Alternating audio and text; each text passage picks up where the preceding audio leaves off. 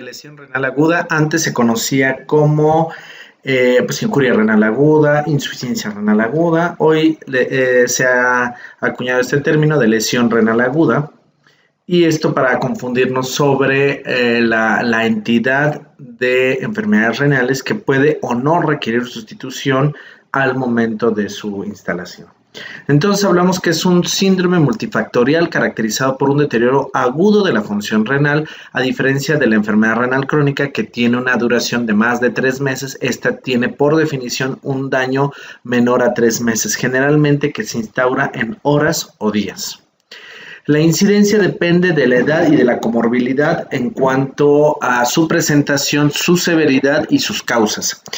Hay, por ejemplo, el uso de nefrotóxicos, medios de contraste. En población pediátrica, la principal causa de lesión renal aguda era por eventos de deshidratación, secundario a eventos gastrointestinales. Afortunadamente, por las técnicas de hidratación que ahora tenemos y por los medicamentos y toda la terapia alrededor de este tipo de padecimientos, pues su incidencia ha disminuido. Pero para que ustedes lo sepan, la incidencia de lesión renal en pacientes hospitalizados puede llegar a ser muy alta cuando es de novo intrahospital, digamos. Del 7 al 22% de los pacientes que ingresan a un hospital tienen lesión renal aguda, y los pacientes dentro de unidades médicas, los pacientes dentro de unidades médicas lo pueden desarrollar en el 15% de los casos.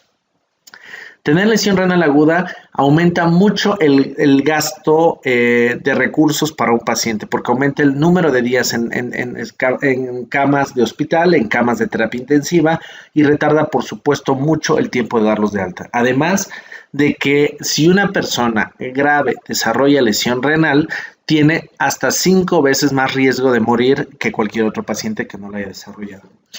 La definición de la lesión renal aguda básicamente se define en la actualidad por dos entidades, tanto por elevación de la creatinina como por la disminución del gasto urinario. La lesión renal aguda se define por un incremento en la cantidad de creatinina. Generalmente esperamos que la creatinina aumente al menos una tercera parte de su nivel basal, o que disminuya el filtro glomerular menor a 30 mililitros por minuto. Así se define la creatinina, o con un incremento del número de la cantidad de creatinina de 1.3 sobre la creatinina basal dentro de un periodo de 7 días. También el gasto urinario es muy importante, básicamente definido como un volumen urinario menor a 0.05 mililitros por kilo por hora. Entonces, aquí tenemos como 3 estadios de la lesión renal aguda: estadio 1, 2 y 3.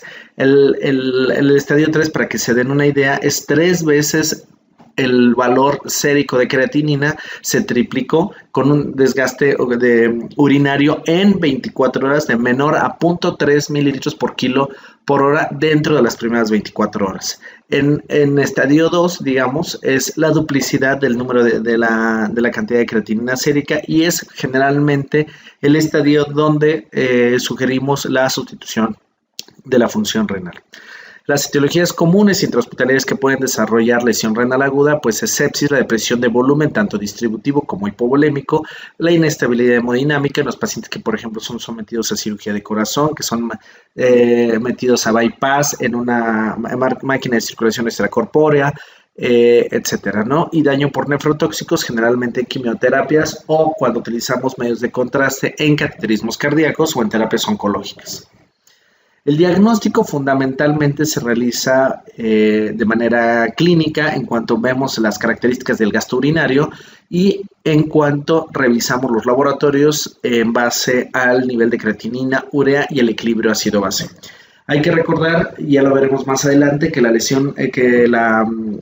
las terapias de sustitución no solo sustituyen al riñón por sí solas, sino que además se puede utilizar para mejorar alteraciones del equilibrio ácido-base y alteraciones con electrolitos, que esto es muy importante. Pero bueno, fundamentalmente estamos ante un paciente con lesión renal aguda cuando disminuye el gasto urinario por debajo de lo que nosotros esperamos que se encuentre, y por análisis de laboratorio en cuanto a nivel de creatinina, urea y alteraciones del equilibrio ácido-base, entendiendo que la creatinina siempre es un marcador tardío de lesión en el riñón.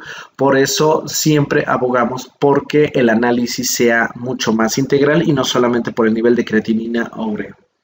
La creatinina sérica, como les acabo de comentar, es un marcador tardío, está afectado por la masa muscular, por lo cual las depuraciones de creatinina en pacientes sin lesión renal aguda nunca se recomienda en pacientes que tengan amputación, en pacientes veganos, etcétera, o pacientes muy desnutridos, ¿no?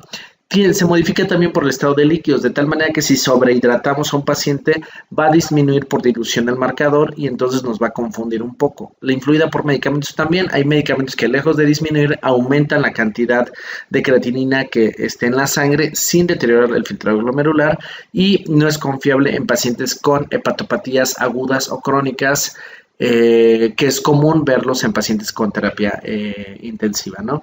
La elevación normalmente se espera que sea de 24 a 36 horas después de una agresión renal.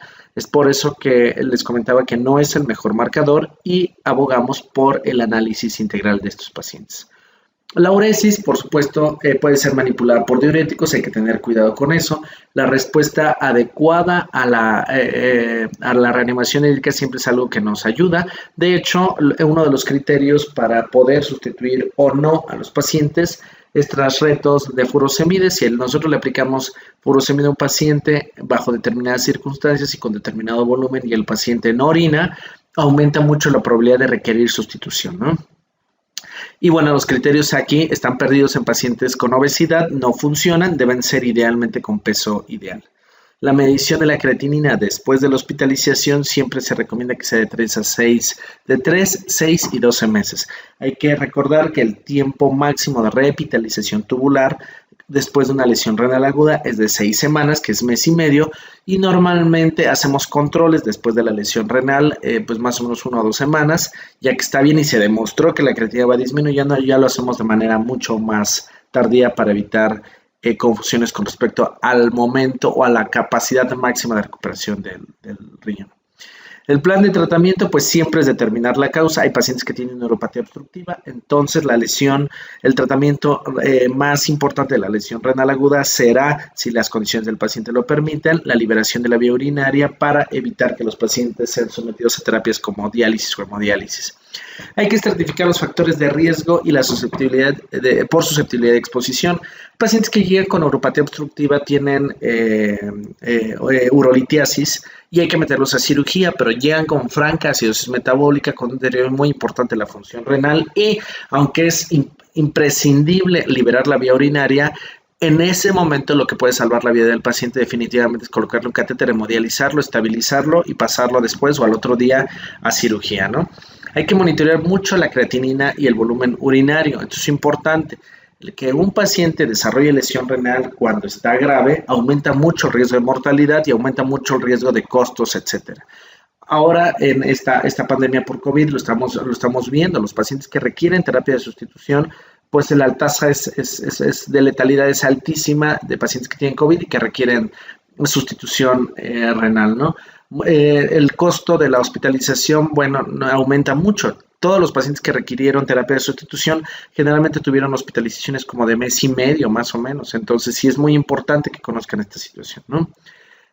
Hay que tener un manejo adecuado de acuerdo a la causa y la severidad, como lo comentaba yo en el punto número 1, y hay que evaluar la lesión renal después de 3 meses para definir que el paciente no haya tenido una lesión renal crónica de base o que se quede con pérdida de la función renal después de esta lesión. Hablamos, por ejemplo, en la necrosis cortical de mujeres embarazadas que de pronto tienen una función renal estable, tienen eventos hemorrágicos o tienen un parto complicado y normalmente esto los lleva al choque hipovolémico y con esto al desarrollo de lesión renal aguda por necrosis cortical, y es común que este tipo de pacientes pueda llegar a tener un deterioro de la función renal. No sabríamos cuánto, por eso hay que estarlo vigilando para ver con cuánto de función renal se queda tras ese evento grave de ese tipo de pacientes, ¿no?